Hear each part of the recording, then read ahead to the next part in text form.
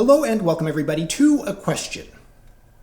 The question, how much adjustability do you want in your driver head? And I'm talking about everything. Neck hosel adjustments and weights, all right? Do you like the weight adjustments? Do you like the hosel adjustments? And why? I suspect that there's gonna be some, I imagine it's going to be like a flood of one-sided opinions here.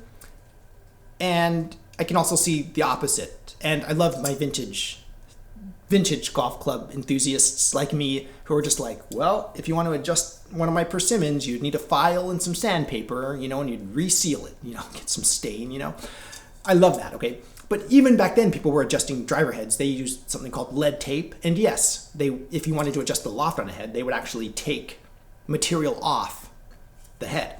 So let's talk a little bit about adjustable heads. And this stems back from a discussion we had at a Waffle House with my friends in Georgia, new to golf, all right, brand new to golf. Well, I think I would be better with an adjustable head. Would you? It's like, maybe you want to figure out your swing. Well, wouldn't it be easier to figure out your swing with an adjustable because you can make all these adjustments? But can you tell the difference? Well, I don't know if I could tell the difference. It's like, I remember, because I would line them up with like 5 different drivers, and they would hit all 5 different drivers, different lofts, different sizes. We're talking about TaylorMade 580 XDs all the way up to, down to like Ping G2s to things like the TaylorMade M2 that I was hitting, all right? And so they would hit this wide variety of clubs, and they would all just like slice them wildly. Well, I can't tell the difference.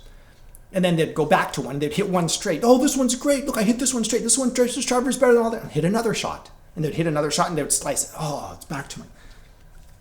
All right. So you hit one out of the toe and it kind of went straighter. There's lots of variables here.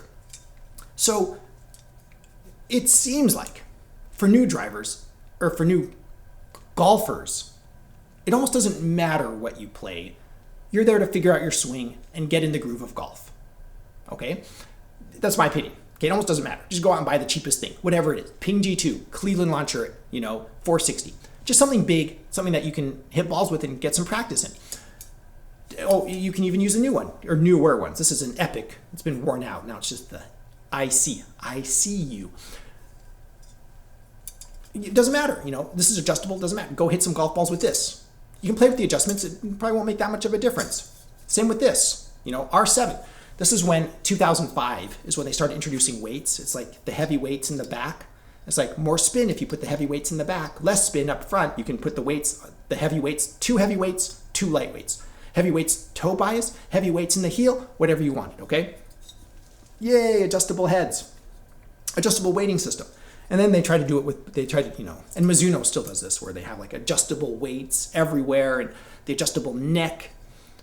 The joke is, I've said this before, it's like, Ping Rapture. Ping used to finish their clubs in the factory and then ship them. Now they're like almost complete. You figure out the weighting system. Good luck. Are you an engineer? Do you have all the equipment that we do? Good luck. Good luck. Here's some adjustable weights. It's like, okay, maybe I'll just leave them.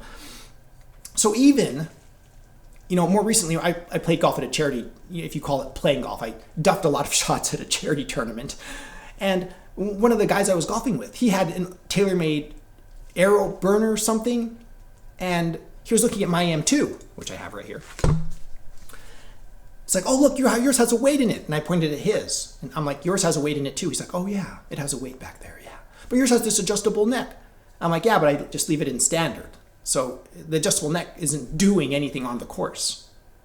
It's like, oh, end of discussion. It's like, oh, so why does it matter? Look, this isn't adjustable. Even the Maverick, so a different brand here, Callaway, even the Maverick, look, non-adjustable weight. Just a visible weight because they want to market, right? Look, we have, it's going to help you out. Right there. So different brands, no adjustable weights, but adjustable hosels. This one is set to NS. Neutral, standard, I don't know exactly what it stands for. I imagine that's the default standard NS. And then we have standard loft on the TaylorMade M2. So what am I getting out of these adjustable necks? See? Do you see the question? Costs more to make. If that's the case, how much more? If it's $30, I'm fine with it. If it's $200, then that becomes kind of, maybe $100 more. That might be reasonable for a lot of people for the custom fitting experience. So here's the question then, going back to, do we need adjustability in heads? Well, you get custom fit. I didn't buy these new. I didn't get custom fit for any of these. I don't obviously custom fit myself because I'm not moving any weights around. I'm not adjusting any hosels. Yet, there is something nice about it, isn't there? It's like, oh, well, if I need to adjust it, I could adjust it. Which is interesting. This channel, and me kind of complaining about, equipment is too technical. It's funny because this whole channel is about equipment. That's the reason why I made this, is to document not just old, but all golf equipment. I just want documentation. What year did this come out? That was the question I had that people couldn't answer. I was looking at this old Ben Hogan Apex Persimmon, I'm just like, when did this come out? Nobody knows. Let's search online. Nobody knows. The irons, everybody documents what year the Ben Hogan irons came out, but I couldn't find any information about the Ben Hogan Persimmons. So look, I'm just going to document this. And you watch this channel, it's not about my ego. I'm not like, look at my swing, look how far I hit these. Everybody looks at me and they're like, oh, you have a very amateurish swing because I'm an amateur. Oh, you hit it 250, that's about an amateur distance to hit a driver because I'm an amateur, right? It just cracks me up. People are like, you want more ego. No, but that's not what this channel's about. It's about equipment, right? So looking at this, ego and equipment, I like adjustable necks. I do. I like them. And I ask myself, why do I like them? Okay? And you explore that discussion. Why do I like this adjustable neck? Is it because I use it all the time? No. Is it because I feel like it gives me future possibilities and options? No, I don't really feel like that. Because by the time I'm going to need a future possibility, like when you get older, in 10, 15 years, am I going to have this driver in 10, 15 years? No, I'm not going to be playing this. So, I'll buy a new driver. Well, you need 11 degrees of loft. Well, I'll buy an 11-degree driver then. It's 15 years from now. So I look at this, I'm like, why do I like this adjustable neck? If I, like, side by side, if I had to choose between an adjustable neck and a non-adjustable neck, I would choose the adjustable neck. And I ask myself, why is that? And it's come to me. It's genuinely, I think it's status. I have the latest and greatest technology in my hands. It doesn't matter if it's a couple years old, 6 years old in the case of this. It's 2023 when I'm making this video, and this is a 2017 M2. And so I'm like, oh, it is status. It's like, the reason why you buy brand name clothes or brand name sneakers, okay? What about adjustable weights?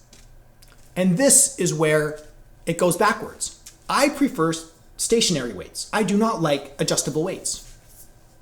What? Yeah, you heard me. I don't like adjustable weights. For a long time, Ping did this. It's like, no adjustable weights. Here's your driver. You can adjust the neck a little bit if your fitter feels it necessary. I loved that about Ping. Ping makes some of the prettiest drivers, not necessarily with their turbulators. I still think the turbulators are on the wrong side because the fastest part of your club will be the sole. So why did they put the turbulators on the crown? Anyway, different video. But I don't like adjustable weights. I prefer this look or no look, And then the adjustable neck. It's interesting, my preferences. So I do like adjustability, but I don't. And there'll be other people who agree with me, and there'll be tons of people who disagree with me. They're like, no, well, it's really helped out my golf game. Same thing when I buy like vintage equipment. Sometimes there'll just be lead tape on different parts of the club. I've seen it everywhere. I've seen lead tape on the sole. I've seen lead tape on the toe, on the heel, on the crown. I've seen lots of lead tape on the back portion here of drivers, like old persimmons. So I've never seen lead tape on the face, though. I think it's illegal. But I don't see why that would stop somebody. Either way, let me know your thoughts in the comments below. Is there too much adjustability in our club heads these days? And what are you looking for let's call a modern driver? Last 10 years, are you looking for adjustable weights or adjustable necks? Neither, both. I know they make, I think it was Homna who still makes, finishes club heads and puts them on for sale without too much adjustability. And there's still companies like Mizuno where there's all these tracks everywhere and the adjustable neck. There can be a lot. To me, I always see those as like, if I had a more consistent swing, I might be more interested in those. And so lots of my viewers, are better golfers than I am. And they'll be like, oh yeah, I can tell the difference, which means they have a really good swing. Okay. Hats off to you. Not me. I just flail. You guys, I just flail. So let me know your thoughts. I'm excited to read, but my favorites are like this, adjustable neck, no adjustable weight, nice clean look. I kind of like the carbon fiber look right now. I go back and forth. The clean Titleist look, ooh, it's hard to beat. But right now I'm kind of like in this carbon stage in my life, so I like it. Let's move on to fantasy golf, the Open. So the British Open was won by Brian Harman. It's called The Open. It literally says The Open on all legal documentation and all broadcasts. Oh yeah, where is it held? Oh, Great Britain. So it's the British Open? Oh my goodness. They're so pedantic. It's like the whole legal world is built on this, like being pedantic. And people are like, yeah, that's exactly right. All right, so Brian Harman. Let's see, where did he graduate from university? He went to uni. He went to the University of, oh yeah, it's right here, Georgia. The University of Georgia. Let's see, the University of Georgia. They won something. I can't remember what it was. 2 years in a row. I can't remember what sport it was. But they won national championships here in the United States. 2 years running. Oh yeah, that's right, football. And who was their head coach? Oh, Kirby Smart. I love Brian Harman because he talked about Kirby Smart's like motivational rah-rah, because it's the Bulldogs, right? The dogs, the decade of the dogs, the 2020s, right? And one of the things that Kirby Smart said is something along the lines of, we're not hunted, we're hunting. We're dogs, we're looking to be hunters, we're hunting. And he said that helped him with his nerves during the Open, which I thought was interesting. So, good old Georgia. We lived in Georgia. It was fun. I loved Georgia, Athens. So, Brian Harman won, and our fantasy golf league, I'll show you here, it was pretty epic. I think there was, for a long time, I'm not sure if it ended this way, but there was a 3 or 4 way tie, 5 people, I can't remember. There were tons of people tied for 9th place. So this list might be a little bit longer because of all the ties going on, but it was a really awesome tournament to watch. I remember there was some concern about one of the holes being really difficult. Was it number 10 or something? I don't remember. One of the par 3s was supposed to be pretty trying. Or was that the Scottish Open? I get them. It's all blurred. But either way, it was really interesting. Really excellent major. I love the Open. I love the majors. I can't think of a major I don't like. But the Open is amazing. They go to some of the most amazing links courses around. So here's the results. If you'd like to join us, it's free. Just go to PGA Fantasy Golf and just join. And then find the Vintage Golfer League. Join, free. And then you too can be on this list. So, yeah, it was a lot. I love the drama as well. Like the throwback to Norm Macdonald's tweet about how Brian Harman is amazing, about how, and nobody knows more golf than Norm Macdonald. Nobody.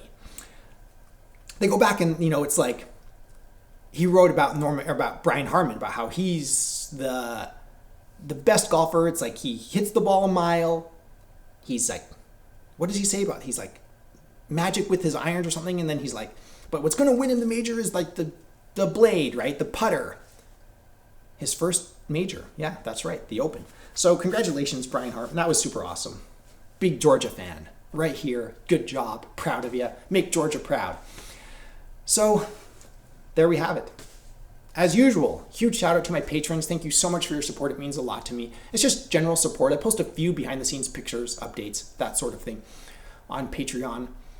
But it means a lot, my supporters. And another way you can support this channel is visiting my Amazon shop. I'll put a link in the description below. If you click open the description, and you'll find a link to my Amazon shop. There's some golf related stuff on there. There's a golf shop on there.